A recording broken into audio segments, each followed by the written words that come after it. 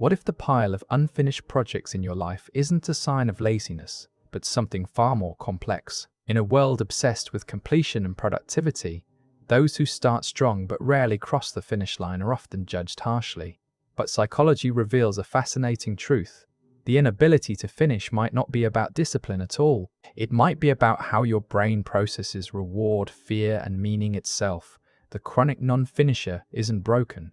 In fact, neuroscience and behavioral psychology suggest there are specific cognitive patterns at play that most people completely misunderstand. In this video, you'll discover the real psychology behind why some people start 100 things but finish almost nothing.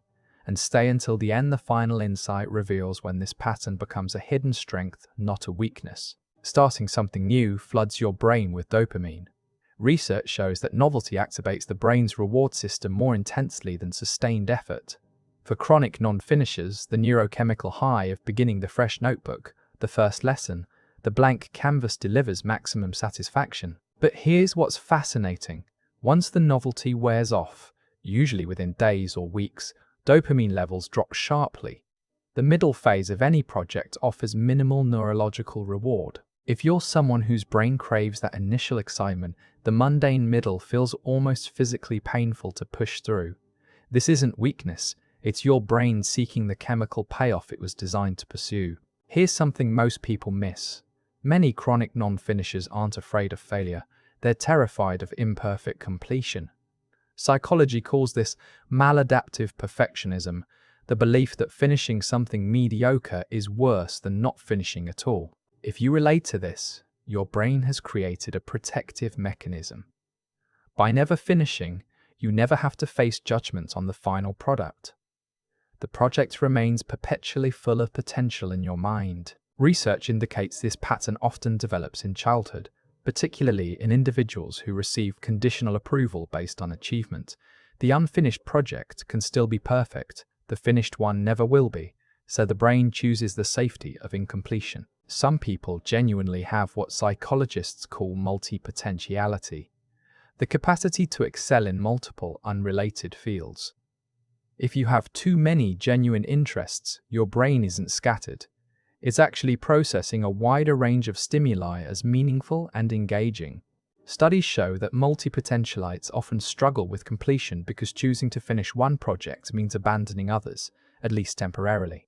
Every choice carries opportunity cost, and for brains wired to see value everywhere, that cost feels devastating. If this resonates, you're not undisciplined. You're experiencing decision paralysis rooted in genuine cognitive abundance. The problem isn't starting too much. It's that your brain sees legitimate potential in everything. Here's something deeper. Finishing something makes it real. It crystallizes your identity in ways that feel permanent and exposing. Behavioral psychology reveals that for many people, unfinished projects serve as identity placeholders without commitment.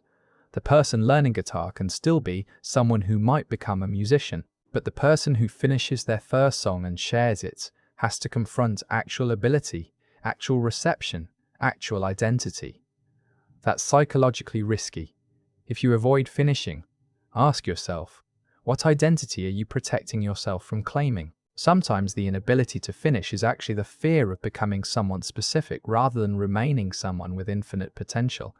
Not everyone's brain is built for marathon focus. Neuroscience shows significant variation in executive function, the cognitive system that manages sustained attention toward long-term goals. For individuals with ADHD or ADHD-adjacent traits, the brain quite literally experiences less activation in the prefrontal cortex during repetitive, non-novel tasks. This isn't a character flaw, it's neurological architecture. If you can hyper-focus for 12 hours on something brand new but can't spend 30 minutes on something you started last month, that's your brain's reward system and attention system operating exactly as they're wired, just differently from the neurotypical model our productivity culture is built around. Research in motivational psychology identifies something called the meaning threshold, the point at which your brain reassesses whether continued effort aligns with core values. Chronic non-finishers often have a highly sensitive meaning detector. If a project stops feeling meaningful midway, your brain sends powerful signals to abandon it. This isn't fleckiness. It's your internal compass redirecting energy toward what genuinely matters. The problem arises when your meaning threshold is set so high that nothing survives initial scrutiny. But if you're someone who asks, does this truly matter? More than, can I just push through?